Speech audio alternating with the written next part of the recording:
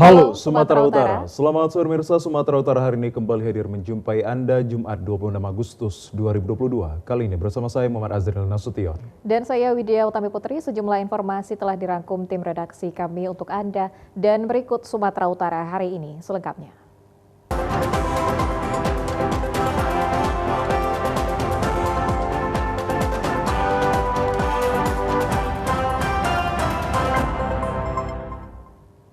Pemirsa, di informasi yang pertama, hujan deras yang mengguyur kota Sibolga Kamis malam menyebabkan terjadinya beberapa titik longsor seperti yang terjadi di Kelurahan Aik Parombunan. 2 unit rumah warga rusak parah setelah diterjang material longsor perbukitan. Tak hanya bencana longsor saja, hujan deras juga menyebabkan terjadinya banjir di beberapa kawasan pemukiman warga. Rata-rata kerusakan rumah warga yang terkena terjangan material longsor yang terjadi di Kelurahan Aik Parombunan hanya pada bagian belakang rumah dan dapur. Meski tidak menelan korban jiwa pada peristiwa ini, namun kerugian para korban longsor tersebut ditaksir mencapai jutaan rupiah. Menurut salah seorang korban, peristiwa longsor terjadi sekitar pukul 11 malam di saat hujan deras tengah mengguyur kota Sibolga. Beruntung begitu material longsor menerjang bagian belakang rumahnya, pemilik rumah bersama keluarganya langsung keluar rumah menyelamatkan diri karena khawatir bangunan rumah akan ambruk.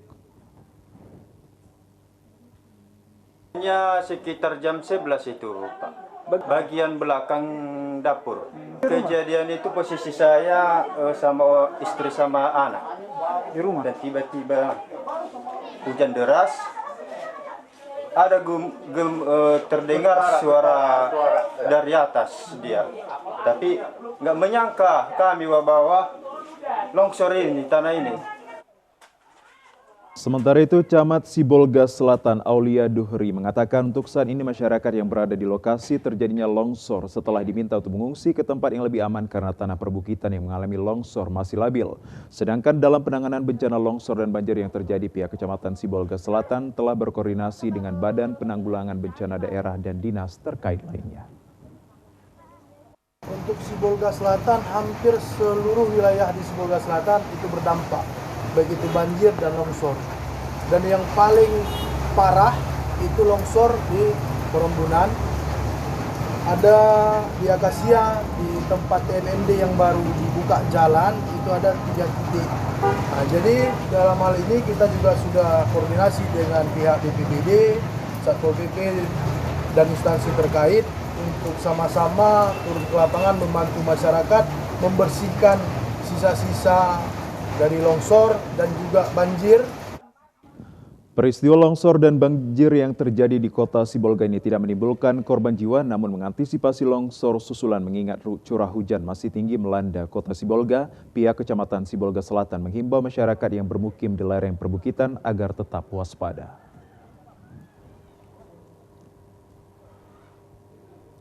Pemirsa, gedung ruangan petugas Polri Tindak Pidana Korupsi Tipikor di Treskrim Polda Sumatera Utara terbakar kemarin malam disebabkan dugaan korsleting listrik. Ya, api yang berkobar menghanguskan ruangan Tipikor Polda Sumatera Utara, tidak ada korban jiwa dan berkas penting yang terbakar. Kobaran api menghanguskan ruangan staf Polri Tipikor Polda Sumut di lantai 2 terjadi sekitar pukul 10 kemarin malam. Api yang mendadak berkobar membuat petugas aparat kepolisian yang berjaga berupaya memadamkan si jago merah sebelum petugas damkar tiba. Kebakaran menghanguskan ruangan tim penyidik Tipikor Polda Sumut akhirnya berhasil dipadamkan oleh petugas pemadam kebakaran dengan mengerahkan 5 unit kendaraan damkar. Pasca kebakaran ruangan staf Tipikor Polda Sumut sejak pagi hari dijaga ketat oleh petugas Propam Polda Sumut, dimulai dari pintu masuk hingga menuju ruangan lokasi kebakaran. Kabid Humas Polda Sumut Kombes Pol Hadi Wahyudi mengatakan, berdasarkan pantauan rekaman CCTV, api yang berkobar disebabkan arus pendek alat pendingin ruangan, sehingga percikan api menyebar ke beberapa bahan yang mudah terbakar pada ruangan staf Tipikor Ditkrimsus Polda Sumut. Yang terbakar itu hanya ruangan staf Subdit Tipikor yang luasnya kurang lebih 2 kali 3 meter. Diduga api berasal dari arus pendek AC yang di bawahnya terdapat kontainer plastik berisi hand sanitizer, tisu, dan beberapa peralatan dapur yang mudah terbakar. Jadi itu berdasarkan pantauan CCTV yang berada di ruangan tersebut. Sekali lagi, jadi hanya yang terbakar ruangan staf subdit tipikor, luasnya 2x3, dan alhamdulillah tidak ada berkas-berkas yang terbakar, tidak ada korban, dan tidak ada kerugian yang lainnya. Pasca kebakaran ruangan Tipikor Polda Sumut, aktivitas petugas kepolisian dalam pelayanan masyarakat di Mapolda Sumut berjalan dengan normal. Sementara itu mirsa, di sorotan lainnya ratusan kapal nelayan di kawasan Medan Utara khususnya di Belawan tidak melaut mencari ikan akibat BBM jenis solar bersubsidi mahal harganya. Kapal-kapal ikan yang ada di wilayah Medan Utara ini berpangkalan di Bagan Deli Belawan Lama, Gudang Arang, Belawan Bahagia, Belawan Bahari, serta berpangkalan di sepanjang bantaran Seideli dan khususnya nelayan di kawasan Medan Marela. Akibat mahalnya BBM bersubsidi tersebut, kini para nelayan terpaksa menambatkan kapal-kapalnya di seluruh pangkalan mereka. Ribuan para nelayan dari ABK kapal ikan tersebut menjadi pengangguran dan mencari pekerjaan lain. Harga BBM bersubsidi saat ini mencapai Rp8.500, padahal sebelumnya hanya Rp7.000 per liternya. Seorang nelayan yang berpangkalan di bantaran Seideli, Kelurahan Belawan, Bahari Anhar, mengatakan tidak bisa membeli solar di SPBU. Nelayan mendapatkannya dari agen gelar dan BBM-nya hasil oplosan yang bisa merusak mesin kapal tersebut. Langkahnya BBM solar bersubsidi sudah cukup lama dialami para nelayan, di mana nelayan berharap kepada pemerintah agar tidak terburu-buru menaikkan BBM bersubsidi. Seratusan kapal ikan saat ini sedang tertambak, sementara ribuan ABK-nya menjadi pengangguran. Pemerintah belum menaikkan harga BBM solar bersubsidi, tapi harga BBM solar sudah naik di Belawan.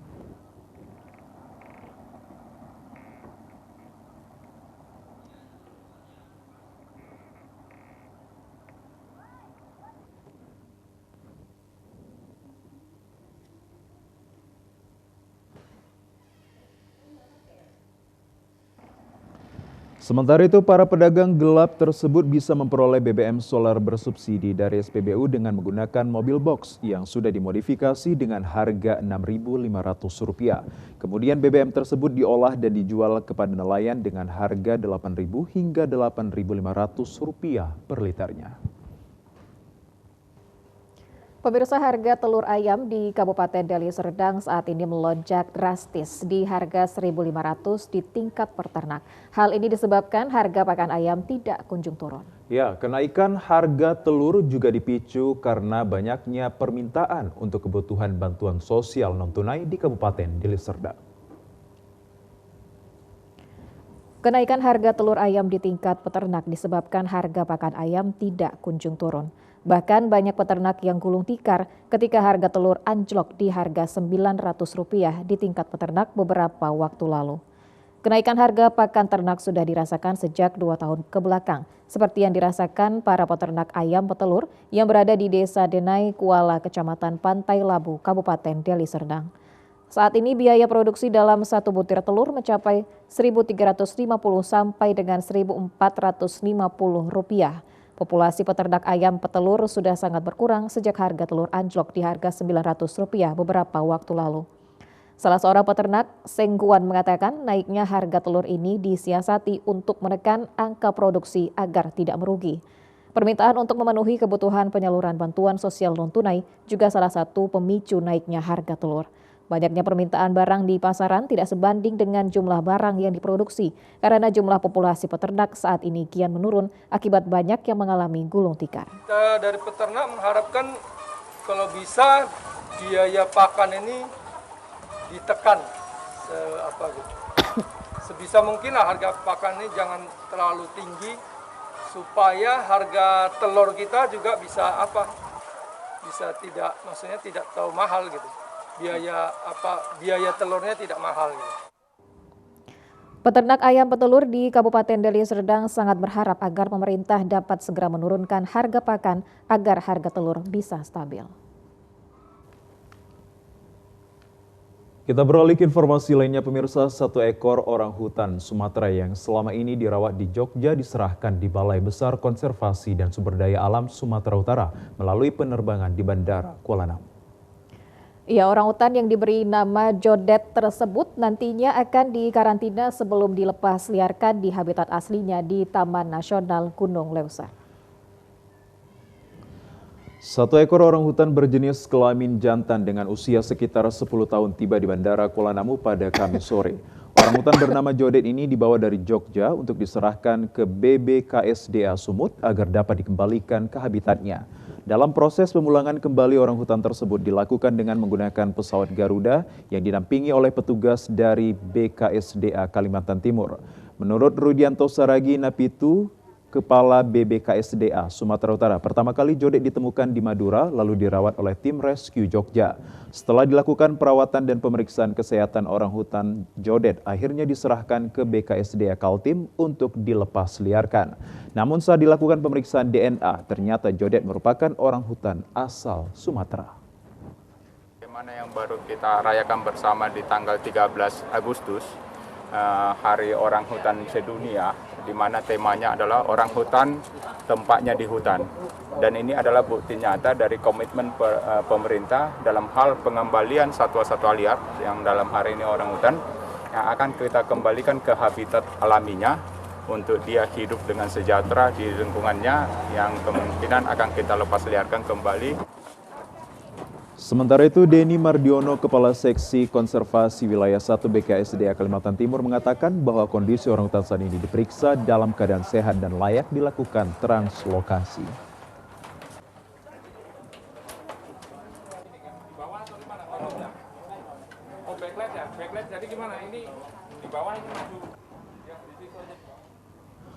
Usai diserahkan ke BBKSDA Sumut, orang hutan Jodet akan terlebih dahulu dikarantina selama 14 hari di Pusat Rehabilitas Orang Hutan di Desa Batu Mebelin, Kecamatan Sibulangit, Kabupaten Deli Serdang. Kemudian akan dilepas liarkan di Taman Nasional Gunung Leuser yang merupakan habitat aslinya. Informasi menarik lainnya masih dapat Anda ikuti usai jeda berikut. Tetaplah bersama kami di Sumatera Utara hari ini.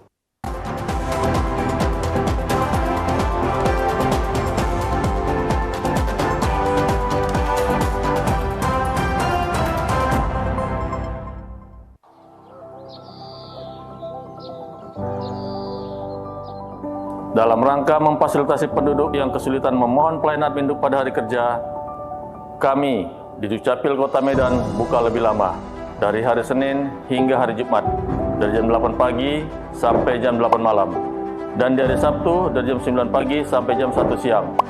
Mari mengurus dokumen kependudukan kita karena itu penting. Iklan layanan masyarakat ini dipersembahkan oleh Ayo Cegah Stunting. Kunjungi bidan andalan Anda untuk merencanakan dan mengatur jarak kehamilan untuk tumbuh kembang buah hati yang optimal.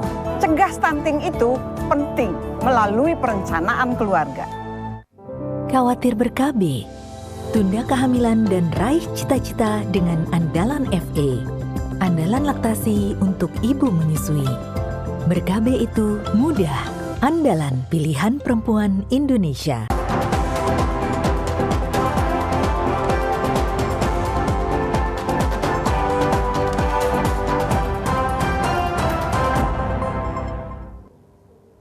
Ya, pemirsa, dari Kota Padang Sidimpuan diduga mengalami baterai rusak satu unit truk pembawa eskavator masuk ke jurang di Jalan Lintau, Sumatera, Kota Padang Sidimpuan. Tidak ada korban jiwa dalam kejadian ini, namun kondisi truk mengalami rusak berat. Beginilah suasana di Jalan Lintau, Sumatera, tepatnya di Kelurahan Batuna 2 Jai, Kota Padang Sidimpuan setelah truk pembawa eskavator terjun bebas ke jurang. Terjunnya truk bersama eskavator ke jurang sedalam 7 meter ini diduga disebabkan baterai truk mengalami kerusakan sehingga menyebabkan mesin mati. Sebelumnya truk tersebut datang dari arah Kota Medan menuju Kabupaten Mandailing Natal, namun naas tiba di lokasi kejadian dengan keadaan mesin mati ditambah jalan menurun membuat rem truk tersebut tidak berfungsi.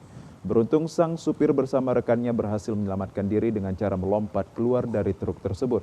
Salah seorang pengendara, Dedi Daulay, mengatakan bahwa truk yang jatuh ke dalam jurang ini bukan yang pertama kalinya. Sebelumnya, truk bermuatan lainnya juga pernah terjun bebas ke dalam jurang tersebut. Kalau pastinya nggak tahu. tahu Pak, saya kebetulan melintas saja dari sini Pak. Berapa jauh jurang itu kira-kira Pak? Kalau perkiraan jurang ini 6-7 meter Pak. Sini rawan kecelakaan apa gimana ini Bang, jalan ini? Gua nggak tahu Bang kalau itunya Bang, tapi udah beberapa kali ada yang sering yang jatuh juga di sini Bang. Sementara itu tidak ada korban jiwa dalam insiden ini, namun kondisi truk mengalami rusak berat di bagian depan. Pemirsa, tambang galian C yang beroperasi menggunakan alat berat menuai kritik dari masyarakat dan lembaga swadaya masyarakat di Kabupaten Toba. Seperti halnya tambang galian C di Desa Sionggang Utara, Kecamatan Lumbanjulu, Kabupaten Toba, tanpa ada pengawasan dari pihak terkait. Penasehat LSM Tentara Payung Jack Simanung Khalid membenarkan bahwa tambang galian C yang masih aktif beroperasi dengan menggunakan alat berat di Desa Sionggang, Kecamatan Lumbanjulu, Kabupaten Toba dengan menyaksikannya sendiri di lapangan. Dikatakan aktivitas penambangan galian C ini terus beroperasi tanpa ada pengawasan ataupun tindakan dari pihak terkait, bahkan diduga ada indikasi pembiaran.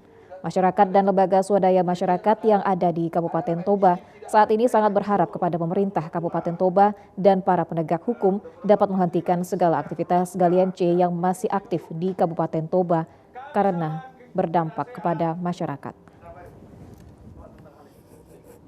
Harapan saya itu harus segera ditutup. Biarkanlah pemerintah Toba ini memberikan kesejahteraan kepada rakyat yang berimbang lah. Jangan karena orang kaya, jangan karena ada ininya, ada itunya, ada dekingnya, jadi ada pembiaran. Sementara yang di Siregar Nalas bisa tutup, cuma ditambang pakai tangan. Jadi itulah. Kenapa itu? Itu harus ditutuplah segera. Kepala Dinas Lingkungan Hidup Rajaipan Sinurat mengatakan sebelumnya pihak terkait telah mengadakan rapat pertemuan untuk melakukan penertiban seluruh aktivitas tambang galian C yang tidak memiliki izin di Kabupaten Toba akan ditertibkan. Dijelaskan bahwa dalam waktu dekat ini seluruh stakeholder yang terkait akan melakukan penertiban langsung ke lapangan bersama-sama. Sesuai dengan kesepakatan kita di provinsi, kita sudah satu bahasa bagaimana untuk menertibkan untuk masalah galian C yang ilegal supaya bisa ini ditertibkan. Saya berharap, saya menunggu agar dari provinsi turun dan kita melakukan tindak lanjut sesuai dengan hasil kesepakatan rapat kita yang di provinsi. Kita menuju ke informasi lainnya pemirsa. Yayasan Kanker Indonesia Sumatera Utara mensinyalir ada organisasi kanker ilegal yang menjual obat herbal kepada pasien kanker selama ini. Melalui organisasi ilegal ini, pasien kanker dikumpulkan yang tujuan akhirnya menjual obat herbal kepada pasien. Menurut pengurus Yayasan Kanker Indonesia Sumatera Utara, tindakan organisasi kanker ilegal ini semata-mata mendapatkan keuntungan tanpa memikirkan kesembuhannya. Bahkan Yayasan Kanker Indonesia Sumut berpendapat penyakit kanker hanya dapat diobati dengan operasi dan kemoterapi. Menyikapi permasalahan ini, Yayasan Kanker Indonesia Cabang Sumut gencar melakukan kegiatan mengundang berbagai lapisan masyarakat ataupun organisasi. Di antara aparatur yang diundang adalah aparat kecamatan di Kota Medan dengan mengikuti seminar dengan topik Merdeka dari Kanker dengan pola hidup bersih dan sehat. Pada seminar ini, 4 narasumber yakni Ketua YKI Cabang Sumut, Nyonya Nawal Edi Ramayadi dengan materi update kanker terkini. Sementara Kepala Dinas Kesehatan Sumut diwakili Dr. Syahriani Panjaitan terkait materi kebijakan program penanggulangan kanker leher rahim dan kanker payudara. Sedangkan Sekretaris YKI Sumut, Dr. Siti Zahara Nasution SKPMNS dengan materi cegah kanker dengan cerdik. Demikian halnya Lutfiani Escape NS MKes dengan materi cegah kanker dengan patuhan. Melalui penyampaian materi ini, aparat kecamatan dapat memahami bagaimana perkembangan kanker di Asia dan ASEAN serta Indonesia termasuk Sumut dan bagaimana penanganan kanker dan pencegahannya. Melalui seminar ini diharapkan masyarakat atau penderita kanker memahami bahwa pengobatan kanker hanya dapat diobati dengan tindakan operasi dan juga kemoterapi. Jika ada organisasi di luar YKI menawarkan berbagai produk obat herbal, perlu diwaspadai karena banyak yang telah menjadi korban dari segi materi dan penyakit tidak sembuh, malah semakin parah. Karenanya YKI Sumut memberi pemahaman terhadap masyarakat agar penderita kanker berobat dengan operasi dan juga kemoterapi. Di Sumatera Utara sebenarnya sudah mulai bagus ya, sudah mulai membaik setelah kami selama setahun ya, rutinlah melaksanakan sosialisasi. Cuma di daerah-daerah masih banyak, di pinggiran-pinggiran masih banyak yang masih belum malu atau belum takut untuk memeriksakan diri secara rutin ke pelayanan kesehatan. Mereka selalu tidak mau ke medis, selalu menggunakan herbal terlebih dahulu. Nanti setelah stadium 3, stadium lanjut baru masuk ke medis. Tetapi itu kan kita sudah tahu bersama-sama bahwa itu sudah terlambat. Saya mohon apabila ibu-ibu mengalami gejala-gejala yang tidak seperti biasanya, ayolah dengan secepatnya memeriksakan diri ke dokter atau pelayanan kesehatan yang paling terdekat. Sementara itu, sebagai bentuk kepedulian Yayasan Kanker Indonesia Sumatera Utara saat ini telah ada penginapan gratis bagi keluarga pasien di belakang Rumah Sakit Umum Pusat Haji Adam Malik Medan. Hal ini dilakukan untuk memberi keringanan kepada pasien kanker yang selama ini harus menginap di hotel beberapa hari ketika tindakan kemoterapi dilakukan, sehingga kian menambah biaya yang harus dikeluarkan oleh keluarga pasien.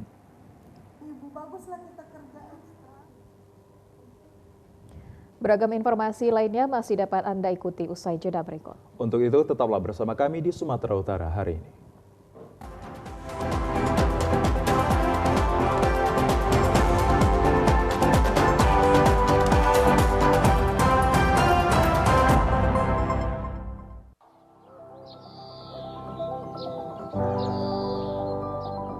Dalam rangka memfasilitasi penduduk yang kesulitan memohon pelayanan induk pada hari kerja, kami di Dukcapil Kota Medan buka lebih lama, dari hari Senin hingga hari Jumat, dari jam 8 pagi sampai jam 8 malam, dan di hari Sabtu dari jam 9 pagi sampai jam 1 siang.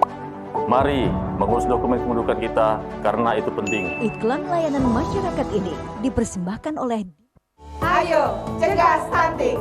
Kunjungi bidan andalan Anda untuk merencanakan dan mengatur jarak kehamilan untuk tumbuh kembang buah hati yang optimal. Cegah stunting itu penting melalui perencanaan keluarga. Khawatir ber-KB, tunda kehamilan dan raih cita-cita dengan andalan FE. Andalan laktasi untuk ibu menyusui. Ber-KB itu mudah, andalan pilihan perempuan Indonesia.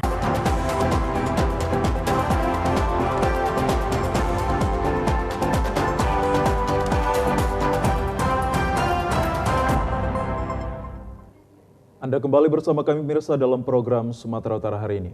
Ribuan masyarakat Kota Medan sekitarnya kemarin malam menghadiri doa dan tahlilan tahun pertama wafat almarhum Anif bin Gulrang Shah di Masjid Al-Musanif Jemara Asri, Kabupaten Deli Serdang. Wakil Gubernur Sumatera Utara Musa Rajeksah dalam sambutannya untuk selalu berbuat kebaikan sesuai dengan amanah almarhum Anif bin Gulrang Shah saat masih hidup. Dengan antusias masyarakat Sumatera Utara memadati Masjid Al-Musanif untuk mengikuti doa dan juga tahlilan almarhum Anif bin Gulrang Shah sebagai sosok tokoh masyarakat Sumut. Doa dan tahlilan 1 tahun wafat Anif bin Gulrang Shah dihadiri Gubernur Sumatera Utara Edi Rahmayadi, tokoh masyarakat Sumut Rahmat Shah dan Samsul Arifin, para alim ulama serta kepala daerah se-Sumatera Utara.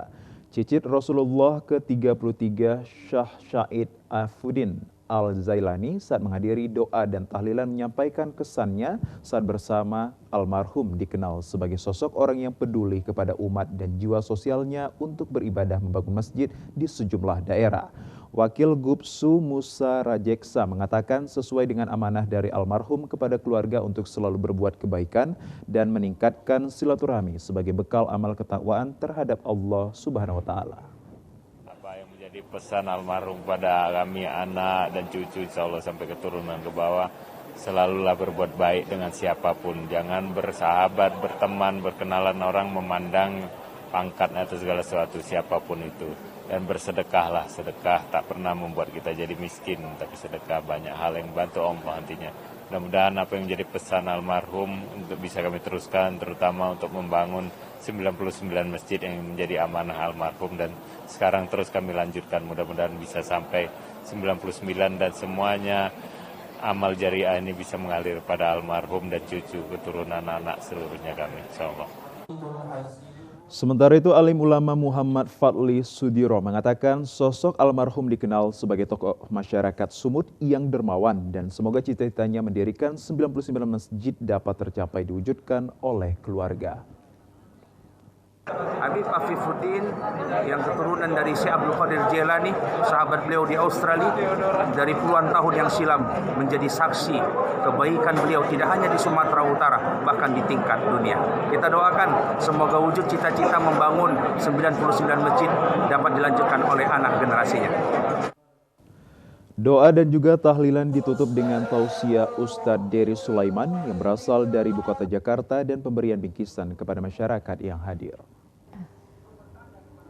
Menjaga silaturahmi dalam Islam dapat menjauhkan seorang hamba dari siksaan neraka, memanjangkan umur, memperluas rezeki sampai dimuliakan di dunia dan akhirat. Ya, benar sekali. Sesungguhnya seseorang yang memutuskan tali silaturahmi dianggap buruk dalam kehidupannya di dunia maupun juga akhirat.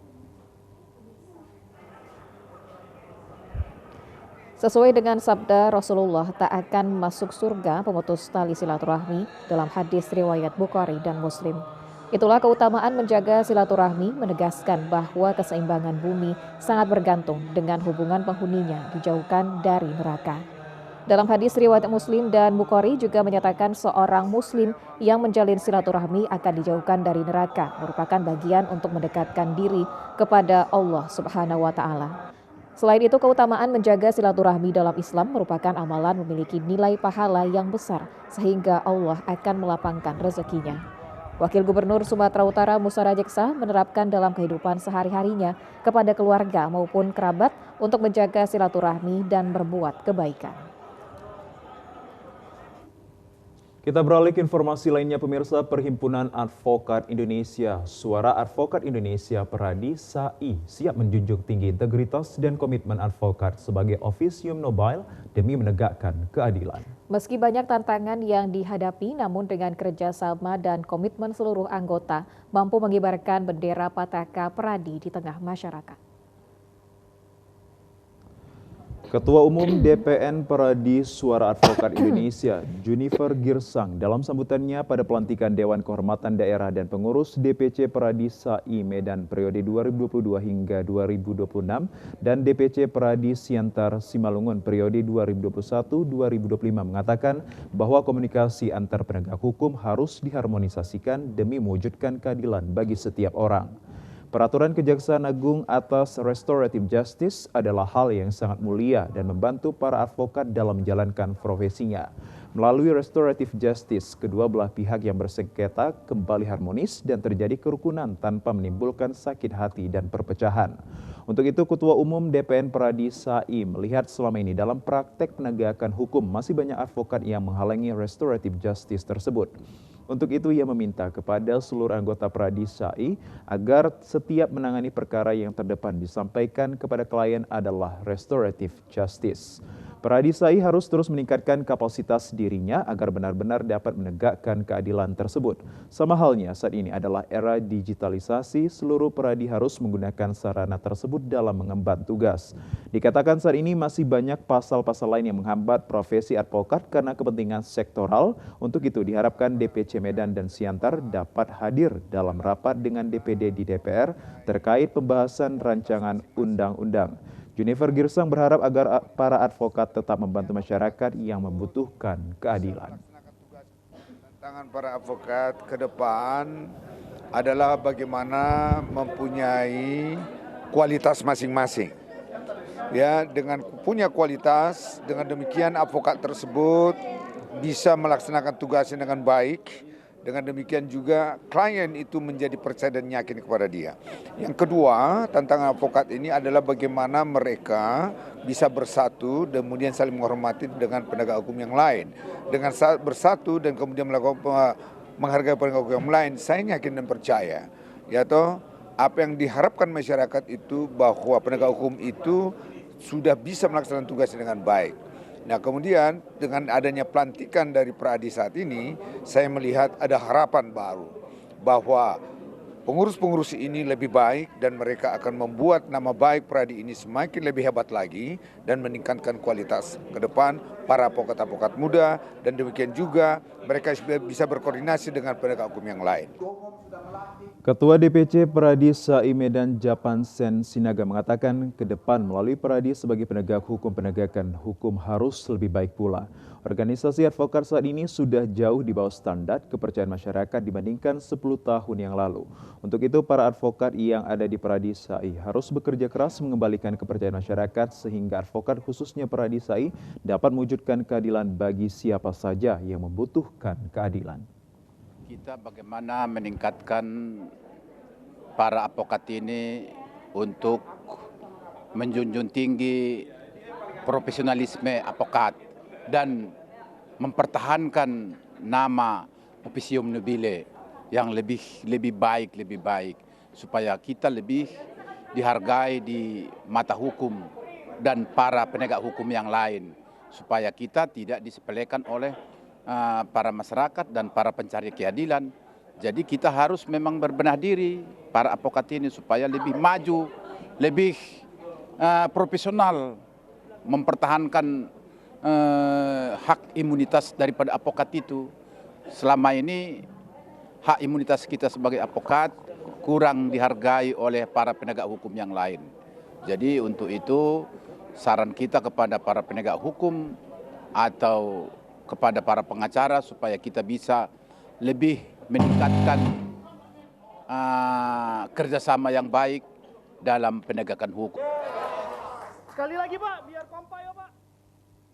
Karyawati TVRI Sumatera Utara melaksanakan senam secara rutin setiap Jumat pagi di halaman kantor TVRI Sumut. Ya, senam pagi bertujuan untuk membiasakan perilaku sehat guna meningkatkan kebugaran dan kesehatan serta dapat meningkatkan silaturahmi antara karyawan TVRI. Dengan penuh keceriaan, karyawan-karyawati beserta manajemen TVRI Sumatera Utara melaksanakan senam pagi setiap Jumat di halaman kantor TVRI Sumut. Senam kesegaran jasmani ini merupakan aktivitas senam yang gerakannya mengikuti irama baik dari iringan musik maupun hitungan. Para karyawan mengikuti senam yang dipandu instruktur senam dengan tahapan pertama pemanasan, latihan inti, dan tahap pendinginan atau relaksasi. Senam kesegaran jasmani meliputi semua anggota tubuh mulai dari gerakan tangan, kepala, badan, hingga kaki. Gerakan ini banyak dikembangkan dan disesuaikan semua kalangan. Manfaat senam juga mencakup kesehatan mental dan hubungan sosial seseorang. Senam pagi atau senam kesegaran jasmani bermanfaat menjaga metabolisme tubuh agar terhindar dari penyakit sekaligus menjaga kesehatan jasmani dan rohani. Dengan berolahraga secara rutin dapat menjaga kondisi tubuh para karyawan agar tetap fit dan bugar serta dapat melaksanakan kegiatan bekerja dengan optimal. Selain untuk mendapatkan kesegaran jasmani, senam juga sebagai sarana silaturahmi antar pimpinan dan pegawai di lingkungan TVRI Sumatera Utara. Melalui senam bersama ini diharapkan karyawan-karyawati tetap semangat dalam bekerja serta menjalankan aktivitas sehari-hari semakin energik karena memiliki tubuh yang sehat dan bugar. Selain itu, senam bersama ini juga sebagai ajang silaturahmi dan kekeluargaan antar manajemen bersama karyawan-karyawati di lingkungan TVRI Sumatera Utara. Ya, kita beralih ke informasi lainnya pemirsa. Cabang olahraga kickboxing diharapkan dapat menyumbangkan 5 medali emas dari 20 nomor yang dipertandingkan pada gelaran PON 2024 mendatang. Target tersebut diharapkan bisa tercapai karena Sumatera Utara meloloskan semua kelas yang dipertandingkan pada event nasional tersebut.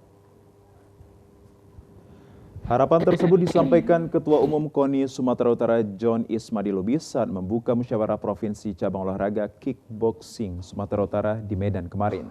Menurut John Ismadi Lubis, pada gelaran PON ke-21 tahun 2024, cabang olahraga kickboxing mempertandingkan 20 kelas, yang berarti kontingen Sumut memiliki peluang untuk meraih medali terbanyak.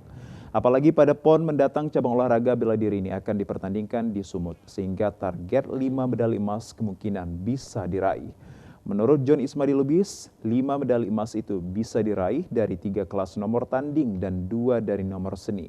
Untuk mencapai target maksimal tersebut diharapkan pengurus kickboxing Sumut bisa merealisasikan program kerja Pelatda jangka panjang dan KONI siap membantu guna tercapainya harapan tersebut.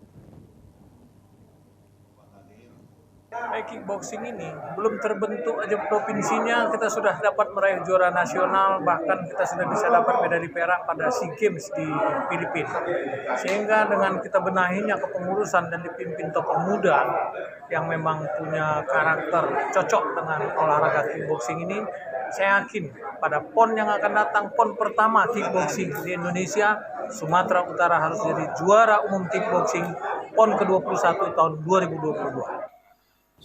Sementara itu, Ketua Umum Pengprov Kickboxing Indonesia KBI Sumatera Utara periode 2022 hingga 2026, Rahmadian Syah mengatakan untuk mencapai prestasi yang ditargetkan tersebut, pengurus akan terus berbenah diri, terutama dengan membentuk Pengcap di 24 kabupaten kota baru, kemudian fokus menghadapi Kejurda dan Kejurnas tahun 2022. Sumut siap ya telah mengemban amanah atau target dari KONI Sumut 5 emas di PON mendatang. Insya Allah KBI Sumut siap mengemban amanah yang disampaikan oleh Ketua KONI Sumut untuk capai target 5 medali emas untuk kickboxing ke depan. Dan insya Allah program kita pertama itu setelah kepengurusan, selain persiapan Kejurda dan Kejurnas, kita juga akan roadshow ke seluruh kabupaten kota dan kita akan membentuk Pengcap di kabupaten minimal seluruh kabupaten kotanya di Sumatera Utara. Yang hari ini baru ada cuma 14, yang insya Allah nanti ke depan target kita minimal 28 langsung 33 kabupaten kota.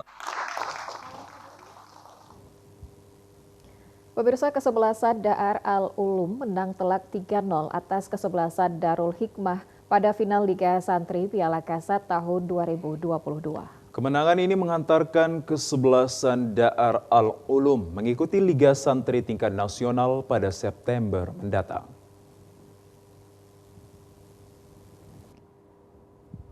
Pada final Liga Santri, kesebelasan Daar Ulum berhadapan dengan Darul Hikmah. Pada menit ketiga, Daar Ulum melalui nomor punggung 8 atas nama Muhammad Al-Farizi berhasil membobol gawang lawan. Hingga berakhirnya babak pertama, kedudukan masih tetap 1-0 bagi Daar Al-Ulum. Pada babak kedua, melalui tendangan penjuru, tim kesebelasan Daar Ulum kembali membobol gawang lawan melalui nomor punggung 8 dan menambah keunggulan menjadi 2-0 bagi Daar Al-Ulum. Kedua kesebelasan saling adu tendangan untuk membobol gawang lawan dan lagi-lagi pada menit 30 kembali membobol gawang Darul Hikmah sehingga menambah skor 3-0 atas Daar Al-Ulum. Meski kesebelasan Darul Hikmah tertinggal 3-0 atas Daar Al-Ulum, namun semangat untuk mengejar ketertinggalan terus diperlihatkan lewat serangan-serangannya. Namun hingga berakhirnya waktu pertandingan belum dapat menyumbangkan gol sehingga harus rela mengakui keunggulan kesebelasan Daar Ulum. Dengan berakhirnya final Liga Santri Piala Kasat Sektor Sumatera Utara menjadikan kesebelasan Daar Al-Ulum perwakilan Santri Sumut yang akan berlaga pada Liga Santri Nasional September 2022 di Gresik, Jawa Timur. Dorongan dari Bapak Kasat terhadap para santri ini untuk bisa berkiprah lagi, berperan lagi dalam kehidupan berbangsa bernegara, dan juga ini merupakan kerjasama dengan PSSI dan semua santri pondok pesantren seluruh Indonesia untuk menjaring bibit-bibit sepak bola nasional yang mudah-mudahan ini akan menjadi suatu aset nasional juga kalau mereka bisa mempertahankan timnya ini untuk maju dan menang terus. Dan juga kesempatan ini juga saya menyampaikan terima kasih kepada semua pihak telah membantu, baik dari tingkat provinsi maupun dari rekan-rekan pengusaha seputaran Medan, dari Cahron, Pokhan, dari semua yang tidak bisa sebutkan, dari Arta Graha, Duli juga yang telah membantu dan juga semua pihak yang telah membantu. Termasuk juga semua masyarakat yang ikut mendukung atau mendorong kegiatan tersebut. Juara pertama Liga Santri Piala Kasat Daar Ulum FC mendapat piala dan uang pembinaan sebesar 10 juta rupiah. Darul Hikmah FC berada di urutan kedua mendapatkan trofi dan uang pembinaan sebesar 7 juta rupiah. Juara ketiga Darul Arafah FC mendapat hadiah dengan hadiah 5 juta rupiah. Ya pemirsa, informasi terkait kreativitas bernilai ekonomis akan kami hadirkan sesaat lagi. Tetaplah bersama kami di Sumatera Utara hari ini.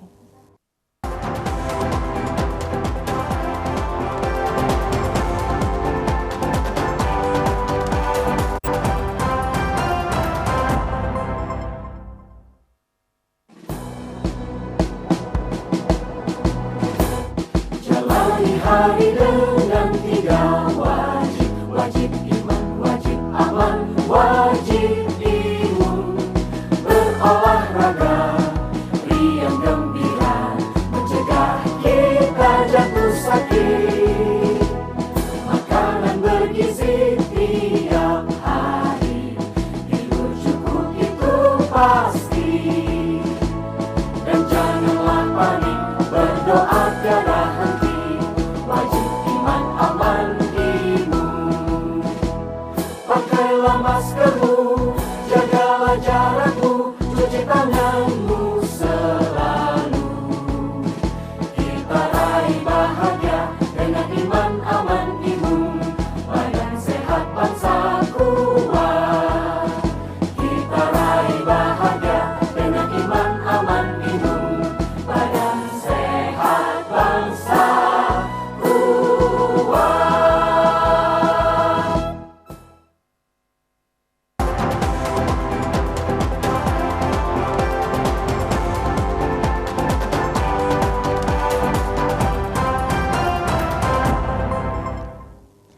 Pemirsa, sebagian orang menganggap barang bekas atau rongsokan tidak bermanfaat. Namun di tangan kreatif 2 orang pengrajin di Mandailing Natal menyulap barang bekas menjadi kerajinan yang bernilai jual tinggi. Ya, barang bekas yang menggunakan pipa paralon dan kayu ini disulap menjadi perhiasan lampu, miniatur kendaraan, kapal, dan juga rumah. Di pasar pameran Expo Ekonomi Kreatif ini menampilkan sejumlah kerajinan tangan para pengrajin asal Madinah dengan bahan dasar dari barang bekas atau rongsokan yang disulap hingga bernilai jual tinggi.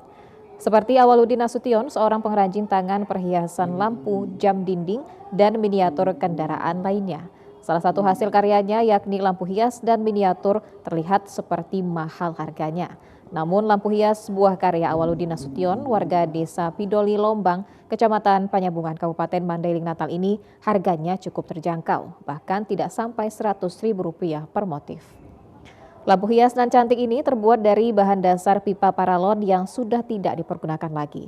Kerajinan tangan yang ditekuni Awaludin Nasution ini memang belum banyak dikenal orang karena ia pun tidak pernah memasarkan karyanya. Hanya saja bagi pengunjung yang datang dan ingin membeli lampu karyanya, dengan senang hati ia menjualnya dengan harga yang terjangkau.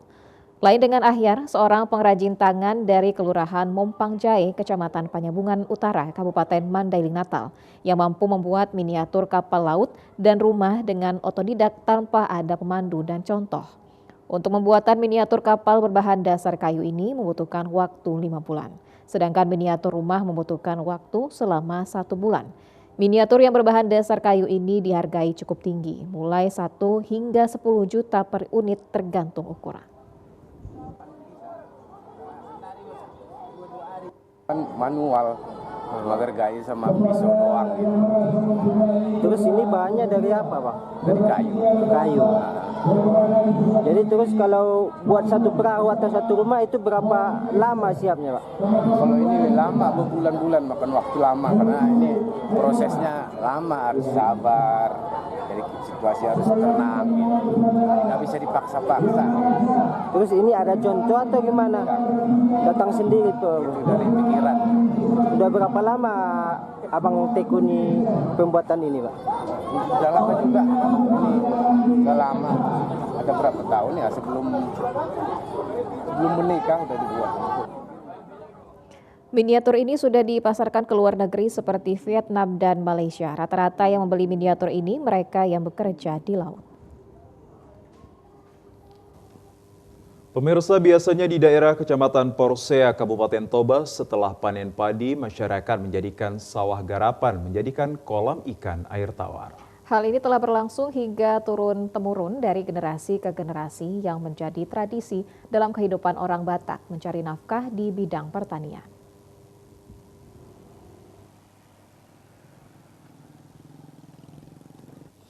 Pantauan di pasar tradisional Porsea setiap hari Rabunya transaksi jual beli bibit ikan air tawar dapat kita lihat di sepanjang jalan Ferdianan Lumban Tobing, Porsea. Di sana kita dapat menemukan bibit ikan air tawar seperti ikan mujahir, ikan lele, dan ikan mas berbagai ukuran yang siap untuk ditebar di kolam. Untuk harga tergantung jenis bibit ikan air tawar yang akan kita beli dan ukuran atau besar kecilnya, mulai dari ukuran 1,5 inci dengan harga Rp500 hingga Rp1.000 dan ukuran 4,5 inci dengan harga Rp2.500 hingga Rp3.000 per ekornya. Salah seorang penjual bibit ikan air tawar, Liston Butar-Butar, mengatakan untuk saat ini bibit ikan air tawar yang dia jual berasal dari luar daerah, yakni dari Kabupaten Simalungun dan bukan hasil budidaya dari para petani setempat. Liston juga menyebutkan bahwa dirinya telah puluhan tahun dari usia remaja hingga saat ini menjadi penjual bibit ikan air tawar dan hal ini sudah turun-temurun dari orang tuanya.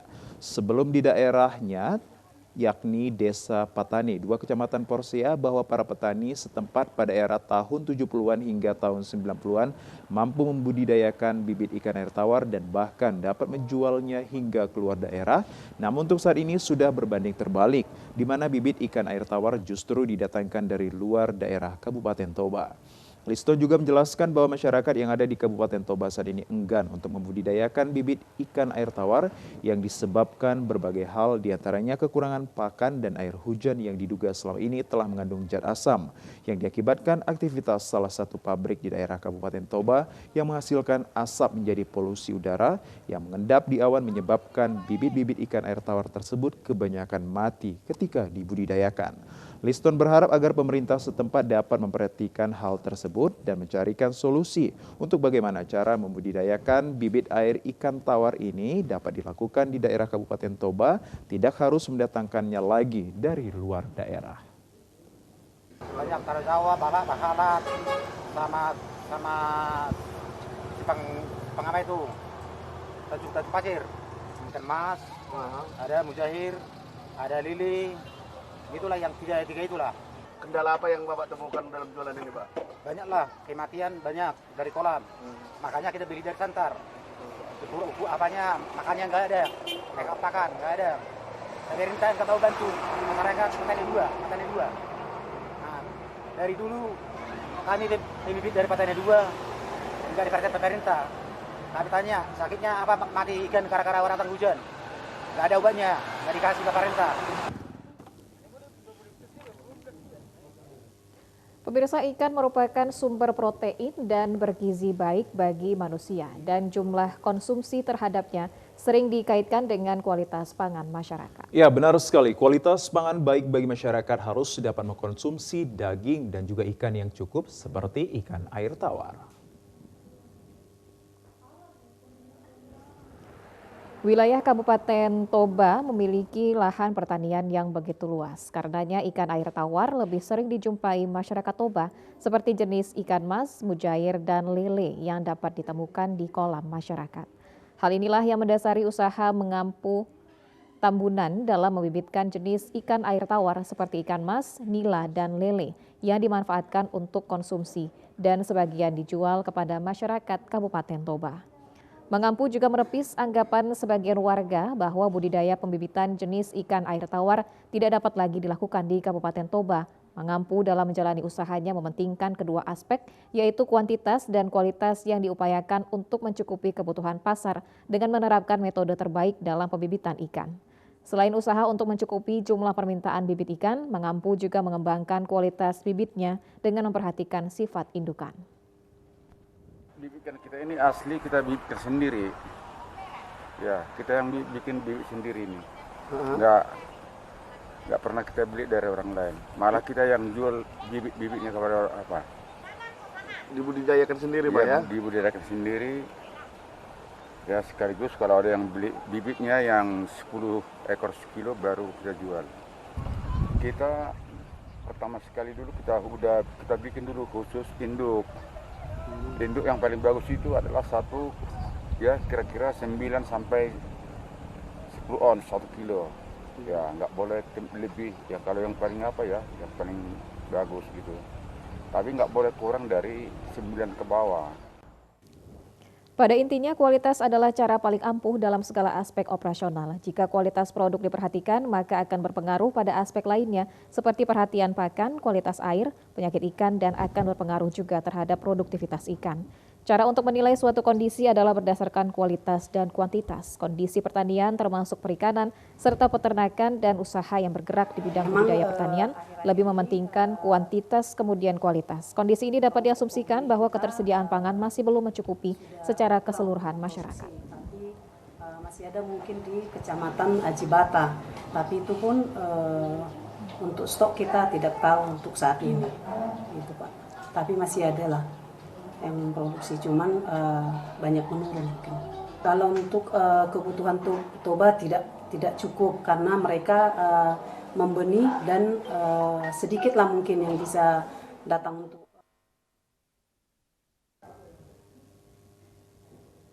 Ya pemirsa, informasi yang baru Anda saksikan tadi sekaligus menutup perjumpaan kita dalam program Sumatera Utara ini. Kami ucapkan terima kasih atas kebersamaan dan juga perhatian Anda. Saya Muhammad Azril Nasution. Dan saya Widya Utami Putri pamit undur diri dari hadapan Anda. Selamat sore. Sampai jumpa.